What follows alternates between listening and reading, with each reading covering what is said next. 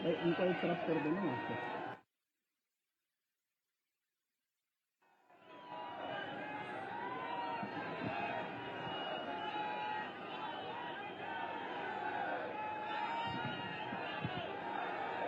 જ્યારે જ્યારે સોમનાથને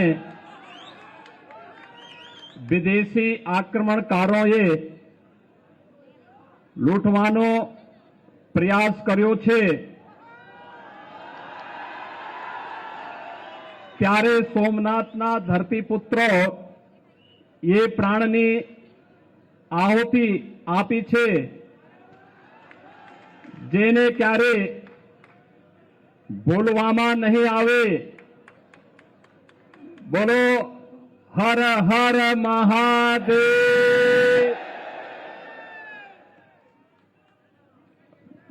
भारतीय जनता पार्टी के प्रदेश मंत्री श्री जेवरी भाई ठकराल, सांसद गिर सोमनाथ श्री राजेश भाई चुड़ासमा जी, जिलाध्यक्ष श्री दिलीप भाई, भारतीय जनता पार्टी के युवा और जुझारू प्रत्याशी श्री मान सिंह परमार जी, जिला पंचायत अध्यक्ष श्रीमती रानीबेन जी, उत्तर प्रदेश से यहां पर आए राज्यसभा के सांसद श्री विजयपाल सिंह तोमर जी, सभी सम्मानित पदाधिकारीगण और उपस्थित सोमनाथ के मेरे सभी भाइयों बहनों, 12 ज्योतिर्लिंगों में एक सर्वप्रथम ज्योतिर्लिंग, जिसका हर भारतीय प्रतिदिन नित्य प्रति सौराष्ट्रे सोमनाथम च यहां से स्मरण करके एक नई ऊर्जा का संचार अपनी धमनियों में करता है। ऐसे भगवान सोमनाथ की इस पावन धरा को कोटि कोटि नमन करते हुए मैं आप सबका हृदय से अभिनंदन करता हूं।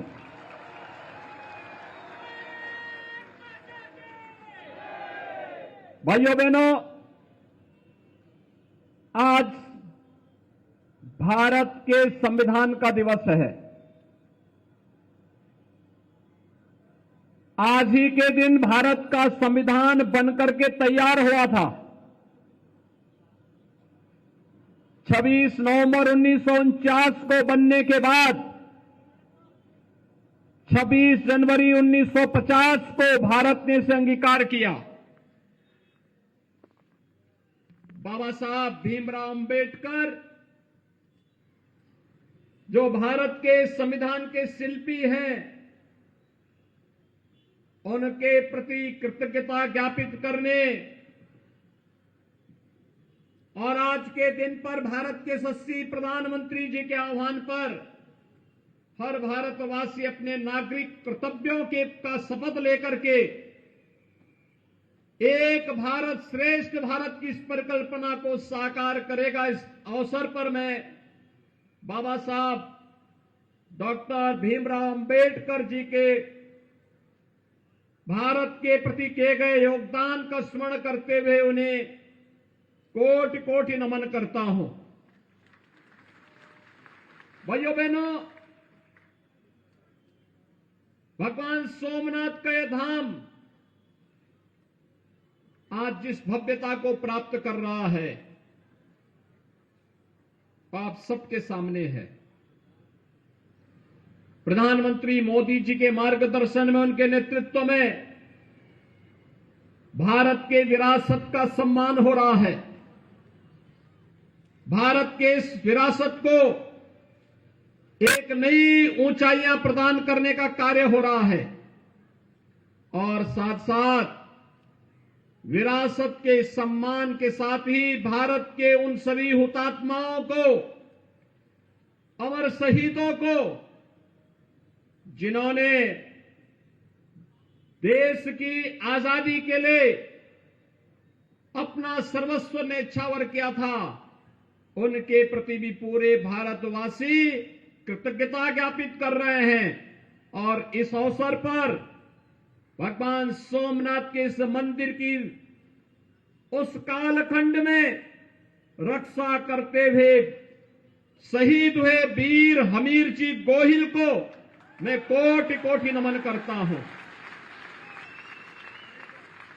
मैं इस अवसर पर लौह पुरुष सरदार वल्लभ भाई पटेल को भी नमन करता हूं, जिनके प्रयासों से आज भगवान सोमनाथ का एक भव्य मंदिर हम सबके सामने है, हम सबके गौरव का प्रतीक बना हुआ है। भाइयों बहनों, लौह पुरुष सरदार वल्लभ भाई पटेल के सम्मान का मामला हो, दुनिया के अंदर उनका सबसे बड़ी प्रतिमा का निर्माण प्रधानमंत्री मोदी जी ने केवड़िया में करवा करके सरदार साहब को उनके सम्मान और उनके गौरव के अनुरूप सम्मान देने का काम किया है। बाबा साहब भीमराव अंबेडकर को उनसे जुड़े हुए 5 प्रमुख स्थलों को पंच तीर्थ के रूप में विकसित करने का काम प्रधानमंत्री मोदी जी के नेतृत्व में भारतीय जनता पार्टी ने किया। कांग्रेस सरदार साहब को कभी सम्मान नहीं दी। जब सोमनाथ मंदिर के पुनरुद्धार का कार्य सरदार साहब करना चाहते थे, तब कांग्रेस ने विरोध किया था, पंडित जवाहरलाल नेहरू ने विरोध किया था। कांग्रेस मुस्लिम वोट बैंक की खातिर कभी भी आपकी आस्था को सम्मान नहीं देना चाहती थी, और इसीलिए कांग्रेस नहीं चाहती थी कि भगवान सोमनाथ के मंदिर का पुनरुद्धार हो। लेकिन सरदार साहब की दृढ़ इच्छा शक्ति, उन्होंने यहीं पर समुद्र के किनारे खड़े होकर के उन्होंने यहां पर संकल्प लिया था कि किसी कालखंड में अगर किसी विदेशी आक्रांता ने हमारे किसी आस्था के स्थल को तोड़ करके वहां पर हमारी आस्था को आहत किया है, स्वतंत्र भारत गुलामी के इन चिन्हों को स्वीकार नहीं करेगा, और भगवान सोमनाथ के भव्य मंदिर के निर्माण कार्य को आगे बढ़ाया था। जब उस समय के राष्ट्रपति डॉक्टर राजेंद्र प्रसाद जी इस कार्यक्रम में आना चाहते थे, उन्हें रोकने का भरसक प्रयास हुआ था। भाइयों बहनों, जो कांग्रेस आपकी आस्था के साथ खिलवाड़ कर रही हो, क्या उस कांग्रेस को हम समर्थन करेंगे? जो कांग्रेस कभी आपके साथ नहीं खड़ी होती है, क्या उस कांग्रेस के साथ हम खड़े होंगे? और कांग्रेस केवल यहीं पे शांत नहीं थी। कांग्रेस ने बाबा साहब भीमराव अंबेडकर का भी अपमान किया, बाबा साहब भीमराव अंबेडकर को कभी सम्मान नहीं दिया। उन्हें चुनाव हराने का भरसक प्रयास कांग्रेस करती थी। बाबा साहब भीमराव अंबेडकर से जुड़े हुए 5 प्रमुख स्थलों को पंच तीर्थ के रूप में विकसित प्रधानमंत्री मोदी जी ने किया है। और भाइयों बहनों, मैं तो उत्तर प्रदेश से आता हूं। भगवान श्री राम के भव्य मंदिर के निर्माण का काम भी प्रधानमंत्री मोदी जी के मार्गदर्शन और नेतृत्व में अयोध्या में चल रहा है। मुझे याद है 1990 में इसी भगवान सोमनाथ का आशीर्वाद लेकर के अयोध्या तक की रथ यात्रा प्रारंभ हुई थी। जो संकल्प भगवान सोमनाथ के श्री चरणों में लिया गया था 1990 में, आज उसी संकल्प की परिणति है कि प्रधानमंत्री मोदी जी ने अयोध्या में भगवान राम के भव्य मंदिर के निर्माण कार्य को आगे बढ़ा दिया है। भव्य मंदिर भगवान राम का बन रहा है। जो लोग बोलते थे कि अयोध्या में राम मंदिर का निर्माण होगा तो खून की नदियां बहेंगी, मैं कहता था मच्छर भी नहीं मरने वाला है।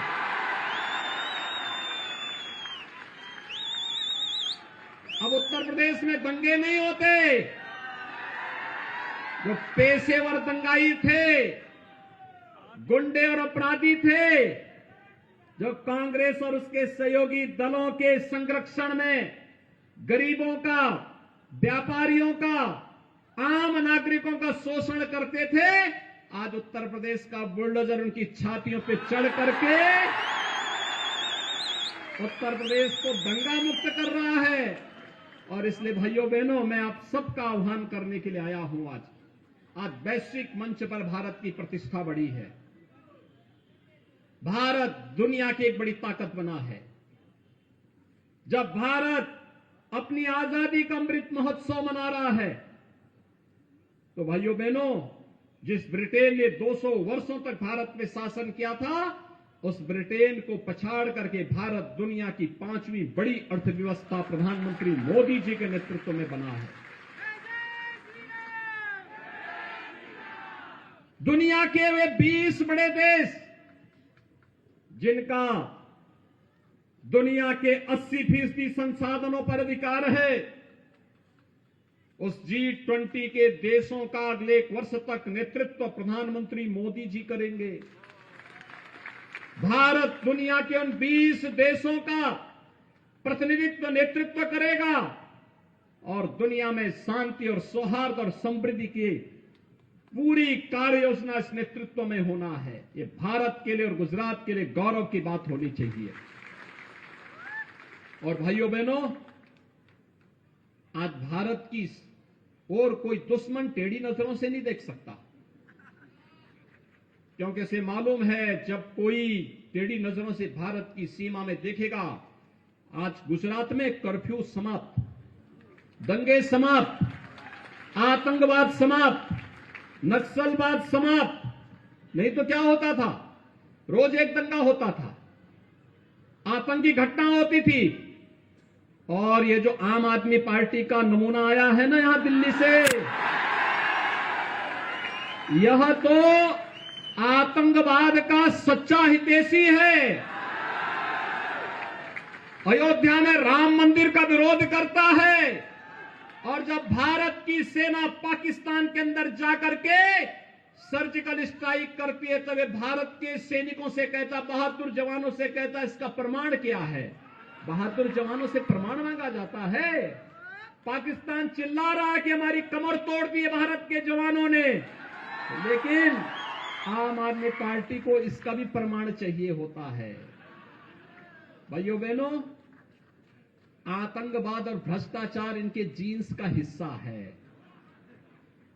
इसलिए जो भ्रष्टाचारी हैं, आतंकवाद समर्थक हैं, भ्रष्टाचार और आतंकवाद जिनके जीन्स का हिस्सा हो, उसको वोट देकर के हम अपने वोट को कलंकित कतई न करें, कतई न करें। हमें भगवान सोमनाथ के भव्य मंदिर के साथ साथ अपने आजादी के उन सभी अमर शहीदों को सम्मान देना है, जिन लोगों ने किसी कालखंड में भारत के आन मान शान की रक्षा के लिए अपना सर्वस्व न्यौछावर किया था। और भाइयों बहनों, श्री हमीर जी गोहिल उसी परंपरा के एक महापुरुष हैं, जिन्होंने भगवान सोमनाथ के मंदिर को उस कालखंड में बचाने के लिए अपने आप को बलिदान किया था। सरदार साहब उसी परंपरा के महानायक हैं, जिन्होंने भारत के एकीकरण के लिए उस काल आजादी के बाद भारत के वर्तमान गणराज्य की स्थापना की। आज कश्मीर से धारा 370 समाप्त कर दी। प्रधानमंत्री मोदी जी का नेतृत्व और अमित भाई शाह जी का दृढ़ इच्छा शक्ति आतंकवाद की इस जड़ को भी समाप्त कर चुके हैं। और इसलिए भाइयों बहनों, मैं आपसे पूछना चाहता हूं, क्या कांग्रेस कश्मीर से धारा 370 समाप्त करती? क्या अयोध्या में राम मंदिर का निर्माण कांग्रेस या आम आदमी पार्टी करती? और आपका सच्चा हितैषी कौन? वही भाइयों बहनों जो संकट के समय खड़ा हो। और संकट के समय भाइयों बहनों, इस सदी की सबसे बड़ी महामारी कोरोना कालखंड में, कोरोना में फ्री में टेस्ट, फ्री में उपचार, फ्री में वैक्सीन और फ्री में गरीबों को राशन की सुविधा भी तो मोदी जी ने दिया था, डबल इंजन की सरकार ने दिया था। ये दिल्ली में आम आदमी पार्टी की सरकार थी, इसने सब लोगों को वहां से भगा दिया, कुछ भी नहीं दिया वहां। बड़ी खराब स्थिति थी। दिल्ली से लोग भाग भाग करके उत्तर प्रदेश में आ रहे थे उपचार कराने के लिए। हमें व्यवस्था देनी पड़ी थी। अमित भाई को स्वयं निकल करके दिल्ली के अंदर अतिरिक्त व्यवस्था करनी पड़ी थी। भाइयों बहनों, जो दिल्ली नहीं संभाल पा रहे हैं वे गुजरात में क्या दुर्गति कर देंगे। इसलिए भाइयों बहनों, बहुत संभल करके आपका आह्वान करने के लिए मैं आया हूं। कांग्रेस आपकी आस्था का सम्मान नहीं कर सकती, आम आदमी पार्टी आपकी आस्था का सम्मान नहीं कर सकती, आपको सुरक्षा भी नहीं दे सकती, आपके लिए समृद्धि का द्वार भी नहीं खोल सकती। आस्था का सम्मान हो या फिर प्रत्येक नागरिक और देश की समृद्धि का प्रश्न, सबको सुरक्षा और सबका साथ और सबके विकास के भाव को कोई आगे बढ़ा सकता तो केवल भाजपा बढ़ा सकती है, भारतीय जनता पार्टी बढ़ा सकती है। और उसी के लिए आप सबका आह्वान करने के लिए मैं आपके पास आया हूं, आपसे कहने के लिए। आप सब सहमत हैं? सो आप बधा भाजपा ने भव्य जीत आप सो हाथ ऊंचा करने समर्थन आपो। मेरे साथ बोलेंगे, भारत माता की, भारत माता की, भारत माता की जय श्री राम, जय जय श्री राम, जय सोमनाथ, हर हर महादेव।